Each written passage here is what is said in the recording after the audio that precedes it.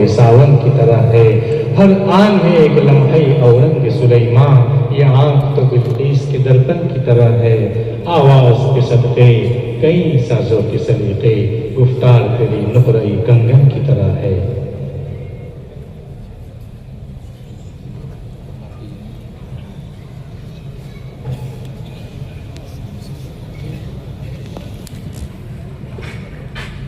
الحمد لله والصلاة على أهلها أما بعد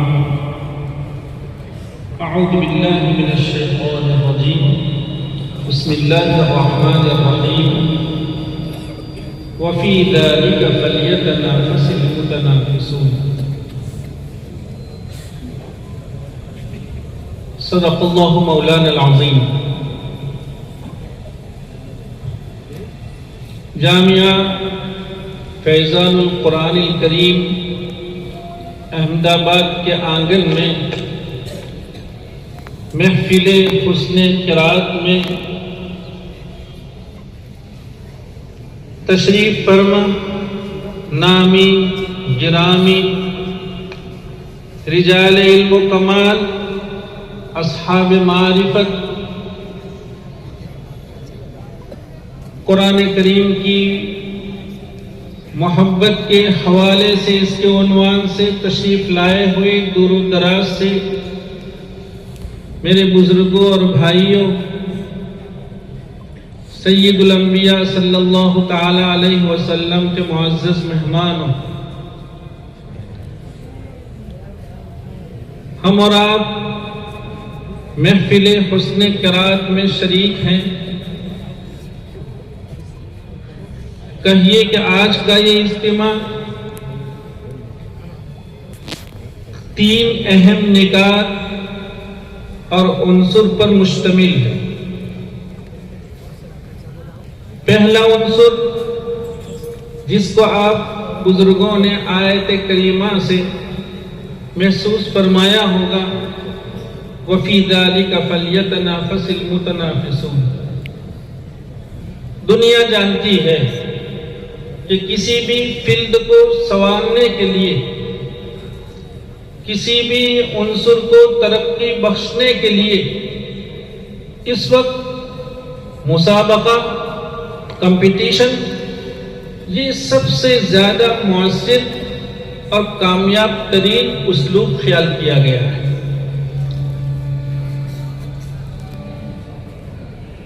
دنیا میں بستی زندہ قومیں، ترقی کی خواہاں قومیں، وہ کبھی بھی جمود سے اپنا رشتہ نہیں رکھتی۔ انہوں نے ہمیشہ ترقی کی راہیں اپنائی ہے۔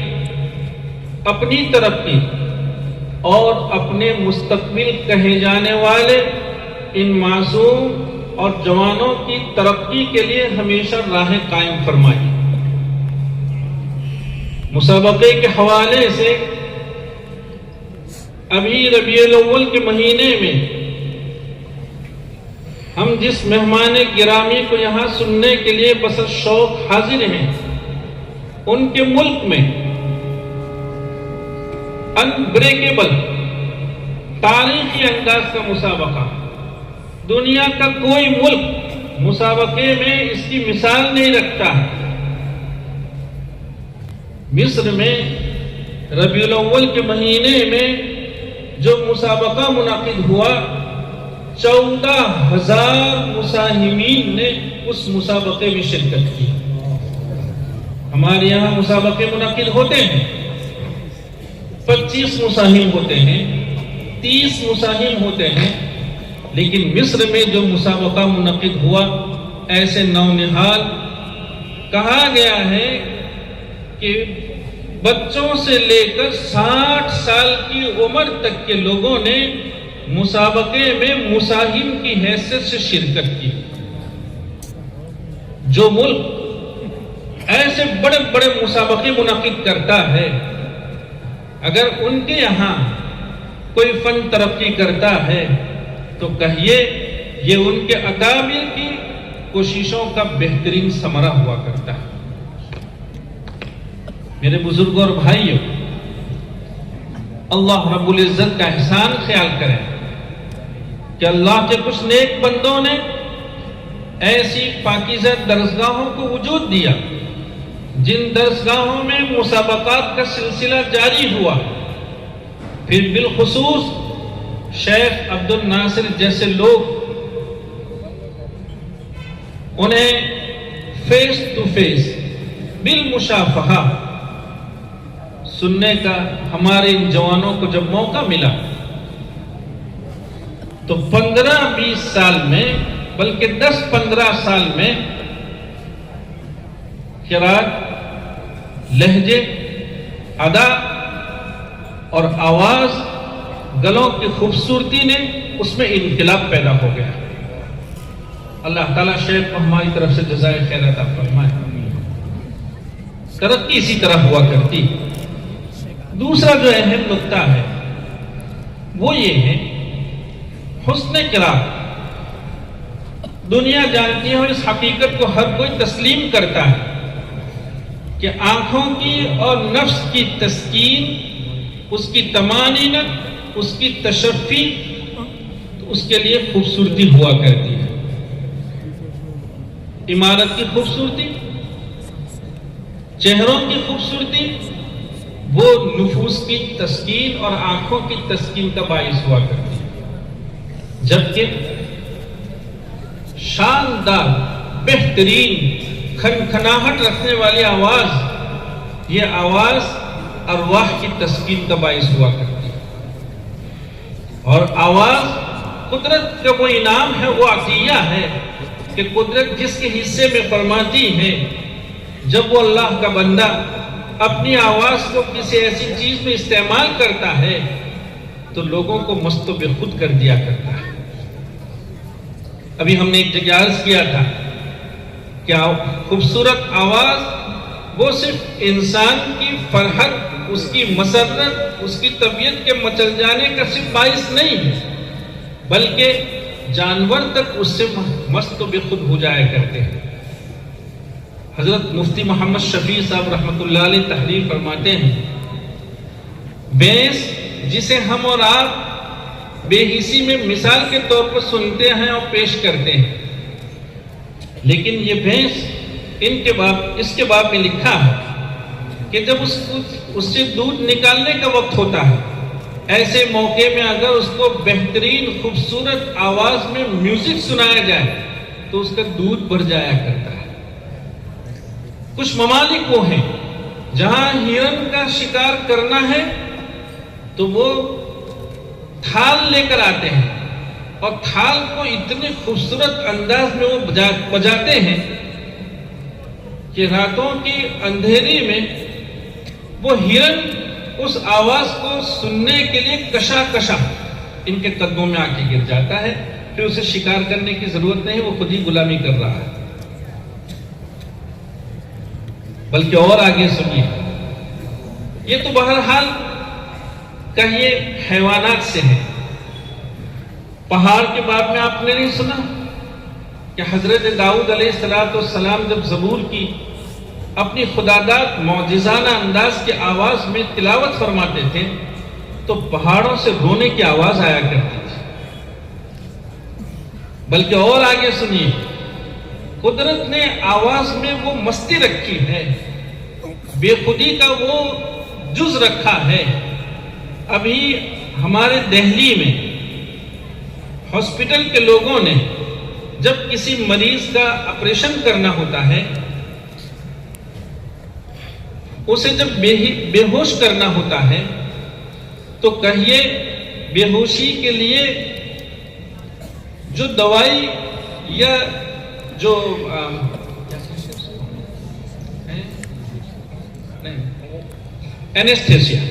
اینستھیسیا کا جو استعمال ہوتا ہے، کہا مریض کو بہترین شاندار میوزک سنایا جاتا ہے اور اینستھیسیا کا استعمال 15% کم کر دیا جاتا ہے. تو 15% حصہ بے خود کر دینے کا وہ آواز کا ہوتا ہے اور بقیہ حصہ جو ہے وہ اینستھیسیا کا ہوا کرتا ہے. آواز کو قدرت نے کیا تاثیر دی ہے. الحمدللہ ثم الحمدللہ ہم اور آپ ایسی ہی آواز کو سننے کے لیے آج یہاں جمع ہوئے ہیں۔ یہ ہمارے ارواح کی تسکین ہے، اور ہم اس سے پہلے بھی شاید عرض کیے ہیں کہ ضرورت اس بات کی ہے کہ ہم اپنی سنوائی کو، اپنے سامعہ کو، اپنے کانوں کو پاکیزہ رکھنے کی کوشش کریں۔ کوشش کے لیے بہترین طریقہ یہ ہوگا کہ ایسے عالمی شہرت یافتہ خوش الحان قاری کو اپنے موبائل میں بند کر لیں، دن میں ہو، رات میں ہو، اور بالخصوص رات کا وہ حصہ جب آدمی سونے کے لیے بستر پر جاتا ہے تو اللہ کے کلام کو سنے، اور پھر دیکھیے کہ اس کی صبح کس کیفیت کے ساتھ ہوا کرتی ہے۔ اللہ تعالیٰ خوش الحان قرہ کی ایسی قراتوں کے ساتھ سونا ہمیں نصیب فرمائے، اور پر کیف صبح ہمارے حصے میں مقدر فرمائے۔ میرے بزرگوں اور بھائیوں، تیسرا عنصر تھا، ہمارے 7 عزیزوں نے قرات سبا کی تکمیل فرمائی ہے۔ آپ بزرگوں کو معلوم ہوگا کہ تجوید و قرات کا یہ سلسلہ کب جاری ہوا اس ملک میں؟ سن 586 ہجری میں اجمیر شریف میں حضرت خواجہ معین الدین چشتی رحمۃ اللہ علیہ نے ایک درسگاہ، علمی درسگاہ قائم فرمائی، اور اس کے نصاب میں تجوید و قرات کو داخل فرمایا۔ کہیے اولیاء اللہ کا لگایا ہوا یہ پودا، اور صرف پودا لگایا ہی نہیں بلکہ اولیاء اللہ نے اس ملک میں اس پودے کی آبیاری فرمائی۔ چنانچہ حضرت کے سلسلے کے جتنے بھی اولیاء اللہ ہیں ان کی خانقاہوں میں یہ سلسلہ رہا کہ دسترخوان لگنے سے پہلے خوش الحان قاری سے وہ قرات سنا کرتے تھے۔ بہار میں مونگیر، آپ نے نام سنا ہوگا، حضرت مولانا محمد علی مونگیری رحمۃ اللہ علیہ کے خانقاہ میں حضرت قاضی عبد الرحمن مکی رحمۃ اللہ علیہ ایک مرتبہ تشریف لے جاتے ہیں۔ ناشتے کا وقت ہوتا ہے، دسترخوان پر سب حاضر ہوتے ہیں۔ حضرت مولانا محمد علی مونگیری رحمۃ اللہ علیہ نے حضرت قاضی عبد الرحمن مکی رحمۃ اللہ علیہ سے فرمائش کی کہ قاری صاحب قرآن کریم سنائی۔ حضرت قاضی عبد الرحمن مکی رحمۃ اللہ علیہ نے تلاوت شروع فرمائی۔ کیا آواز، کیا انداز، تلفظ کا کیا کمال، کہیے جمال و کمال کا مجموعہ۔ نتیجہ کیا ہوا؟ ایک رکوع کی تلاوت کر کے جب آپ بس کرنے لگے تو حضرت مولانا محمد علی مونگیری رحمۃ اللہ علیہ صاحب خانقاہ وہ فرمانے کا سب اور سنائی۔ پھر ختم کرنے لگے تو کہانے اور سنائیے۔ لکھا ہے کہ یہ سلسلہ کب تک جاری ہوا؟ ناشتے کا وقت ختم ہو گیا اور 12 بج گئے، وہاں تک حضرت قاضی عبد الرحمن مکی رحمۃ اللہ علیہ تلاوت فرماتے رہے، اور حضرت مولانا محمد علی مونگیری رحمۃ اللہ علیہ آپ کی تلاوت سے ایسا محظوظ ہوتے رہے، اور تلاوت سے قرب خداوندی کے درجات وہ چڑھتے رہے۔ میرے بزرگوں اور بھائیوں، جو ہمارے عزیز قرات سبا کی تکمیل فرما رہے ہیں، ان عزیزوں کی خدمت میں ہم یاد کریں گے کہ بچوں، آپ نے سبا کی تکمیل کی ہے، فن یہاں ختم نہیں ہو جاتا ہے۔ ہمارے اکابر کا مطالعہ کیجیے کہ ہمارے اکابر نے مختلف علوم و فنون میں اختصاص رکھتے ہوئے قرات کی طرف کیسا اعتنا فرمایا۔ حضرت شاہ ولی اللہ رحمۃ اللہ علیہ کی شخصیت سے کون ناواقف ہے؟ حضرت کی محدثانہ شان ہر کسی کو معلوم ہے، لیکن قرات میں حضرت کا مقام کیا تھا؟ شاید بہت سے کان اس سے ناشنا ہوں گے۔ حضرت رحمۃ اللہ علیہ مکہ المکرمہ تشریف لے جاتے ہیں، 11 مہینہ مکہ المکرمہ میں قیام فرماتے ہیں، اور وہاں جا کر قرأت سبا کی تکمیل فرماتے ہیں حضرت شاہ ولی اللہ رحمۃ اللہ علیہ۔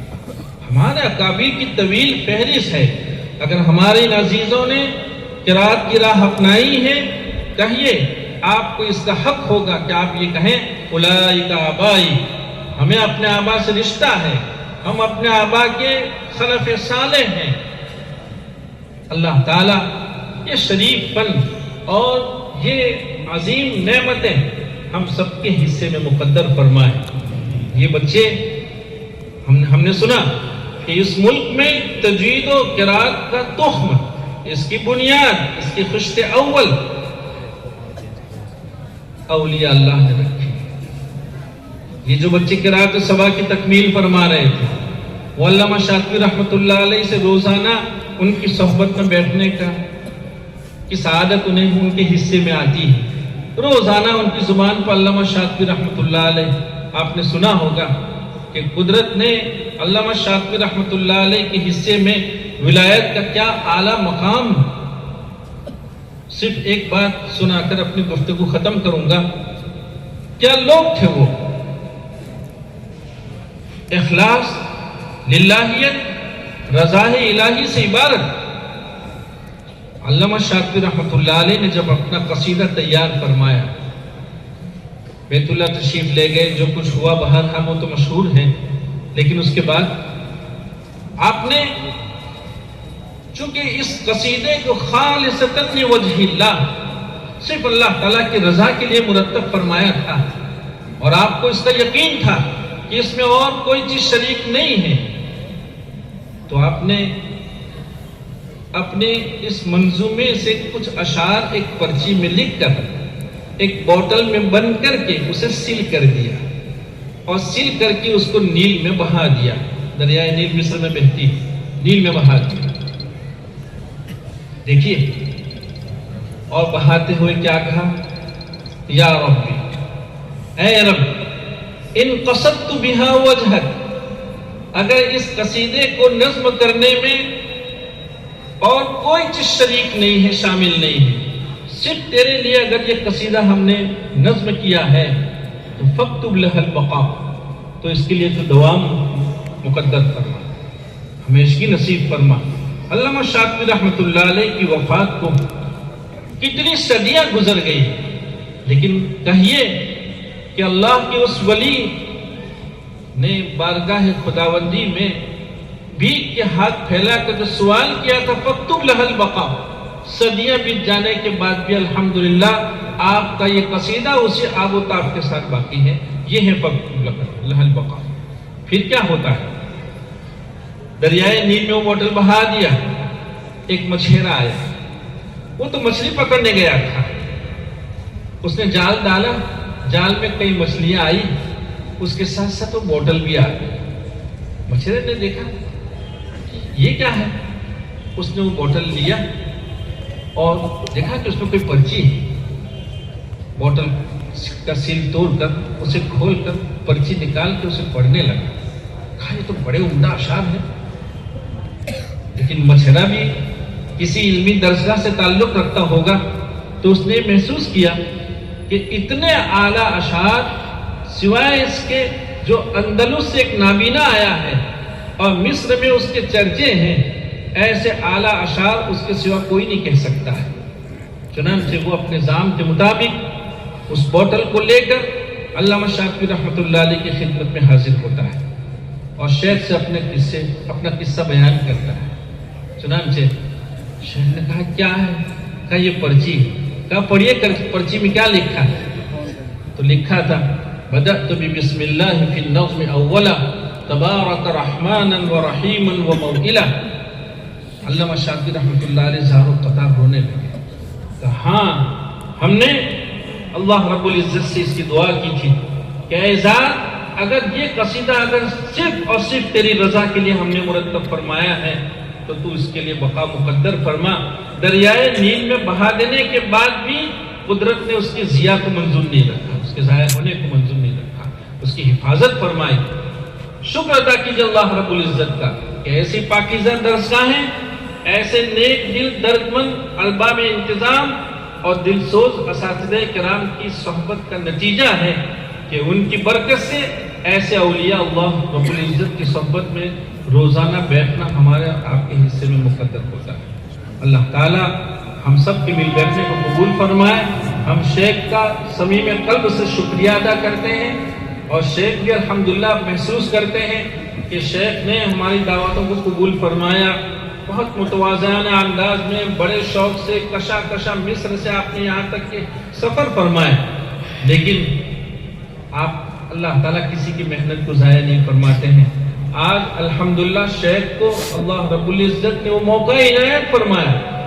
لوگ بیج ڈالتے ہیں لیکن کچھ خوش قسمت ہوا کرتے ہیں جو اس کا پھل بھی کھاتے ہیں اور کھانا انہیں نصیب ہوتا ہے، تو کچھ وہ لوگ ہوتے ہیں کہ پھل آنے سے پہلے اس دنیا سے رخصت ہو جاتے ہیں۔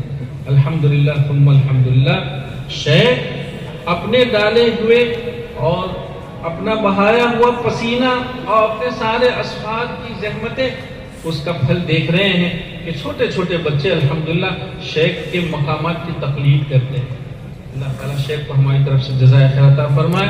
وآخر دعوانا ان الحمدللہ رب العالمین۔